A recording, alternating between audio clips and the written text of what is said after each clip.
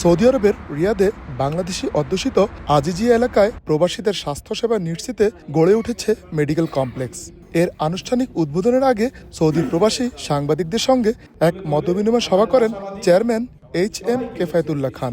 সেখানেই জানানো হয় দেশটিতে মৃত্যুবরণকারী বাংলাদেশিদের মরদেহ দেশে পাঠানোর বিনা খরচের ব্যবস্থা নিয়ে। অনুষ্ঠানে প্রতিষ্ঠানটির পরিচালকরা জানান, মেডিকেল কমপ্লেক্সটি শুধু একটি ব্যবসায়িক উদ্যোগ নয়, প্রবাসী বাংলাদেশিদের জন্য একটি মানবিক সহায়তা কেন্দ্র হিসেবেও কাজ করবে এটি, যেখানে দুরারোগ্য ব্যাধিতে আক্রান্ত ও আর্থিকভাবে অসচ্ছল প্রবাসীদের বিনামূল্যে চিকিৎসা দেওয়া হবে।